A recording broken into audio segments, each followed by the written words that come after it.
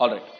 So we have been seeing pipelining for past few hours at least. Now it is time for us to understand the pipelining hazard notations. What do you mean by that, sir? Very simple. Yesterday I have told you about the pipelining forwarding problem for one simple question that I am putting in front of you. So you can see that. Can you hear me? Am I audible? Am I audible? Perfect, perfect. Right. So in this problem, if you see, in this question, if you see, I told you that the result for the first instruction is going to have a lot of impact in the forthcoming instructions. This one, this one, this one. We have a lot of impact. It is totally connected. So we need to make sure that the results are available appropriately, and there are situations where you may have to read from a register while you are writing into the register at the same point of time. So that is called pipelining, right? You need to use the pipelining properly. I mean, you may have to read from the register while it is being written. So we have to understand the point that writing and reading may happen simultaneously, and I explained you very clearly. The writing happens in first clock cycle, first half of the clock cycle. It doesn't mean that it is happening at the same time. It is mean that the first half of the clock cycle followed by the second half of the clock cycle, where the writing happens in the left and the reading happens in the right. That's what we meant completely in the previous sessions, and I answered you that questions also, I believe. Now let's go into the next one, where we need to understand the notations that are given by the experts to rate what are these kinds of the hazards. How do you, what is this hazard? If they ask you, you cannot tell them this is a data hazard, this is a control hazard, this is that, this is that. Instead of that, you need to tell them this belongs to the category 1A, this belongs to the category 1B. Likewise, you need to convey very clearly, and that's what we are going to learn today. We are going to understand clearly what are all the types of hazards that are available, and most importantly, what are they classified as, how are they named as. We are going to see that, and today's session is all about that. Now let's understand one very important point out here, where you can see that during the clock cycle 1 the value is 10, clock cycle 2 the value is 10, 3 it is 10, 4 it is 10. During the first half it would be 10, during the second half only it gets updated as minus 20, which means the correct answer gets updated only in the fifth clock cycle, and we have the necessity for this result to be updated for the rest of the instructions. Only then it will become logical, otherwise it is all wrong. You will not get the exact result for rest of the operations. So what do you mean by that, sir? The fact, very important fact that you need to understand, that you need to see that the second and the third instruction would still be receiving the previously available value of this and not the updated one. Remember it, this is the most important aspect of it, and if you forget it, your entire understanding is going to be in a toss. So let me clear the screen and then let me tell you once again. So what happens here is the value for AND will be still 10, the value for OR will still be 10. Only during the fifth clock cycle we get it updated. That's the point. So when we when we understand that there is going to be pipelining, we need to see that if all the instructions have got limited dependency, and in case there is dependency, it has to be classified as a hazard, and in case it is classified as a hazard, you cannot tell blindly as this is control hazard or this is data hazard, and you need to give them a clear number for it. This belongs to 1A type of hazard, this belongs to 1B type of hazard. Sir, what are that 1A and 1B, sir? Don't worry, I'm going to explain you that step by step. I have made a clear platform till now for what is what. I didn't teach you the types of the classifications of the hazard till now, but what I made is I made a very clear input for what is going to happen for the given scenario. I had 5 instructions, I repeated, I had 5 instructions. The first instruction is going to feed the result for rest of the instructions for it to operate. The directly impacted instructions are these two, and the indirectly impacted are these two. These two will definitely get only the old values, and these are hazards. How do we categorize it, sir? That's what we are going to understand. That's it. It's very simple. Now, remember the first instruction, when it would get the result, the first instruction gets the result at the end of execution stage. This is the execution stage. Wherever ALU is there, it is going to get you the result, and the first instruction is going to get the result at the end of execution stage. What do you mean by that, sir? Very simple. Though we say that it is getting technically updated at CC5, it is actually available to us by CC3. You understand, right? So when the data is needed for the second and the third instruction, the second and the third instruction logically needs the data during this and this state. Am I right? All of you can understand, right? The first instruction has the result technically available at this stage, whereas the second and the third instruction needs it logically at this level because there is wherever ALU is available. So what do you mean by that, sir? Very simple. Clock cycle 3 has the result. The clock cycle 4 and clock cycle 5 are the ones which are mapped or married to the instruction 2 and 3. So what do we need to do? Very simple. We can forward the data as soon as the data is available. I am going to forward it. I can forward it. So the moment I forward it, most of my issues are sorted out. So understand the point very clearly. I am writing 5 instructions. The first instruction has got a lot of dependency with the rest. I mean, the rest of the instructions have got a lot of dependency with the first instruction, and that's what we have been learning right now. And understand, with a simple forwarding we will be able to solve that. But what exactly is the question, sir? The question is not that. The question is all about how do we categorize these hazards. I am going to technically categorize these hazards, and that's the whole session all about. Today the entire learning is going to be all about how do we categorize the hazards. Now let's understand one point. We are going to use the notation. Whenever I say id slash ex or im instruction fetch if slash id, this means that this is a register which is a pipeline register which is going to definitely help me in holding the data. Right? We understand that. I have told you the 4 pipeline registers that we have been using all this time, and I explained you that very clearly as well, I believe, and we are going to follow the same notation. So this will convey you that we have a pipeline register. This is a pipeline register. Now what I am going to do, very simple. I am going to make a minor change, id slash ex dot register rs. If I say like this, what do you mean by that? The value that the rs needs is available in id slash ex. The value that rs needs is available in id slash ex. Remember it. I have a value required by rs. I have that value in id slash ex. This is the notation. id slash ex dot register rs. If I write like this, I need the value which has to be sent into the rs is available. The same is available in id slash ex. That's all. Just remember this notation. It is very important and we will follow it shortly. I am going to follow all this shortly and I am going very slow. I think you can definitely pick it up. So please follow me up carefully. Okay, this is pretty simple. Now, what is it, sir? I'm going to take the next terminology where we are going to understand clearly the dependency and we are going to understand the categories. Now, id slash ex dot rs. What do you mean by that, sir? I told you the value required to be pushed into this is available here. That's what I told you. Now, to the left of the dot should always be the pipeline register. I keep a dot, and to the left of the dot should always be a pipelining register. To right of the dot should always be a register which you are going to write the data into. So the right is a register, the left is a pipeline register. Remember this notation cannot be changed and this is very important to be followed. Now, there are 4 design notations available.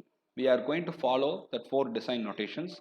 The first notation is 1A, the second one is 1B, third is 2A, 2B. So if you are given a question and if you are asked to categorize, you will have to say that as this is 1A hazard, this is 1B hazard, this is 2A hazard, or this is 2B hazard. So the 4 notations are presented in front of you very clearly. ex slash mem dot rd is equal to id slash ex rs. This is the first hazard. The second one, ex slash mem dot rd equal to id slash ex rt. See that here very clearly, it is rd rd rd rt rd rs. This cannot be changed. rd RT. So this has to be very clear. The destination register, the RS register, the RT register. This is the notations we have been learning from class 1. The first session onwards I have been telling you the importance of the notations and the representations for each register, and we are going to follow the same thing. Now you can understand one point very simply. The first category hazard is always connected with the pipelining registers EX slash MEM and ID slash EX, RD RS, RD RT. So the RD's connection with RS and RD's connection with RT is the first category hazard. The second category hazard is all about MEM slash WB with ID slash EX. So MEM slash WB with RD to RS and RD to RT. So you can see a lot of similarity. RS RT, RS RT. Here it is all RD. That's all. So we have got 4 categories of hazards and I have classified that right now. Sir, where are we going to use it, sir? I'm going to explain you that clearly right now. I will take a scenario as I have conveyed you a little earlier. I'm going to take the same problem statement in fact, and we will see which kind of hazards are available and which category of hazards are available for each of them. That's it. I hope till now everything is clear. Did you understand what I am trying to Right. Let's go ahead with the further analysis and we will classify the hazard and we will identify what hazard or which hazard is between these two, is available between these two, is found out between these two. Do we have any hazard here? Any hazard here? Likewise, we will see right now. Okay, that's our intention for the rest of the discussion. Now, please understand this has to be memorized, and memorizing is it not a difficult task because it is all RD in the left hand side and it is all going to be RSRT, RSRT. The relationship is always between EX MEM and IDEX for the first type, and the second type is going to be MEM slash WB and IDEX. Remember it, this should not be forgotten. Okay, right. Let's first understand. Let's go step by step. I'm going to take a lot of time. I'll explain you step by step. If you have any confusions, you can always stop me in between. Right. Subtract $2, $1, $3. What do you mean by that, sir? I told you 100 times the result is going to be available in $2. That is it. This is the first instruction. What is the second instruction? And $12, $2, $5. So and $12, $2, $5. Now what do we do here?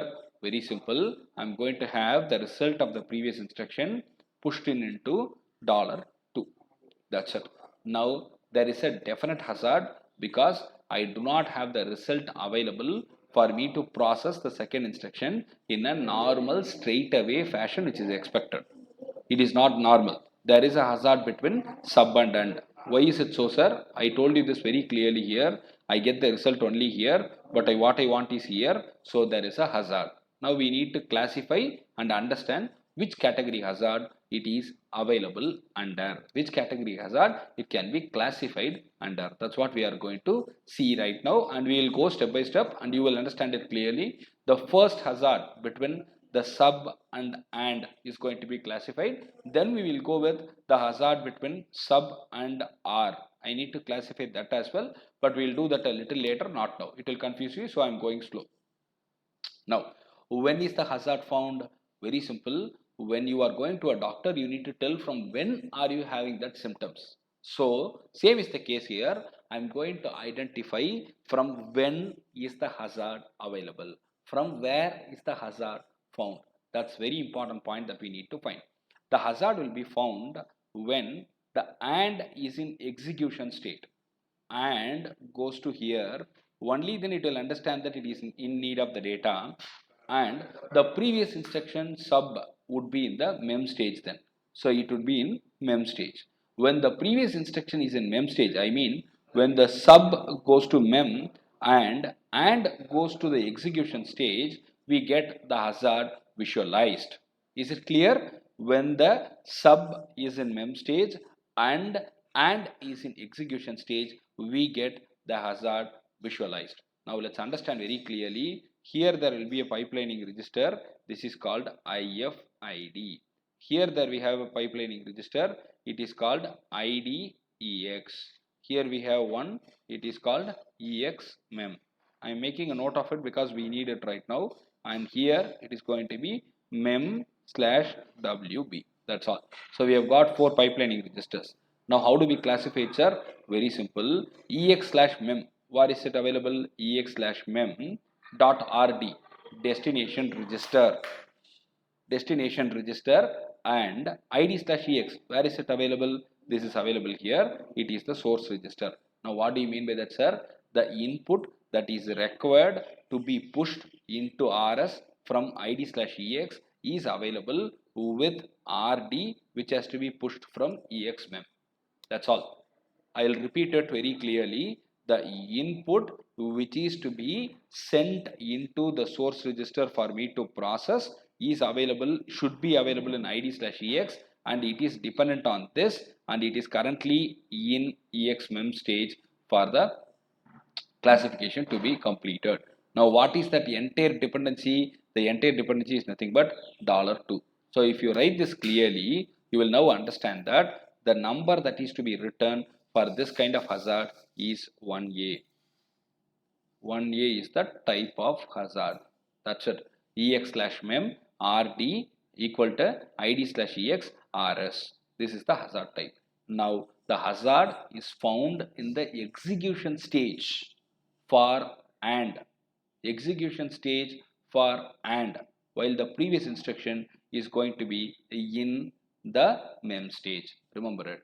So ID slash EX is here. You need to mark it properly. Only then you will be able to visualize. Okay, this is ID slash EX. Okay, this is it. Now this is EX slash mem. Okay, this is it very clearly. So we are expecting the content into this. As I told you, this is the content that I am looking into. That's it. Now this is the way we can classify the hazard. Now we are going to the next one where we have to understand the sub and R hazard. There is a point here. This is subtraction. This is R. Now I need to classify this hazard as well. Now how do we classify it, sir? Very simple. I will get, see, you see that here ID slash EX. The same case ID slash EX, but RT, because it is, see that here very clearly RT, and here it is RD always in the left hand side, as I have told you. And where is the result available? The result is available in mem slash WB. Mem slash WB is nothing but here. By then I'll have the mem slash WB here. So the hazard is connected this way. You please see that diagram very clearly. In this case it is very clearly this point. In this case it is very clearly this point. In this case it is taken from this register, which is a pipelining register. In this case it is taken from this register, where here we call it, what is this register name called as? This register is called as, this is IF slash ID. Please write it every time, otherwise you will forget. This is EX slash mem. Likewise you need to write it every time. So the result for the first is taken from here and is pushed into this, and the result for the second is taken from here and is pushed into the second input. Remember, this is very important. If you are asked with this question, please do not hesitate to draw the picture. This picture is going to save your head. This pipeline structure is going to save your head. If you do not have this pipelining structure in the picture, you are gone, finished. Because only this will get you a clear idea of what kind of hazard is this. Now there is no hazard in these two cases, so the last two instructions can be forgotten. But there can be any question like this where I may ask you to identify what is the type of hazard that is identified in this sequence. Now the dependency is identified as $2, and that dependency is traced properly and it is matched to one of the 4 types of categories of hazard, and that's what I have done in the entire session. That's all. It's very simple and it's very easy. I hope you understood it very clearly, and if you have any questions you can ask me.